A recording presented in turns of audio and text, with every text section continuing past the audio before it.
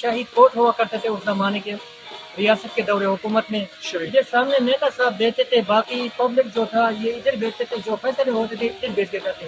یہ شاہی کوٹ بھی ہوتے تھے اور شاہی دربار بھی ہوتے تھے اس زمانے کا. یہ چینار کا درخت جو ہے یہ 400 سال پرانے ہیں. سامنے یہ ریٹے کے درخت یہ 270 سال پرانے ہیں.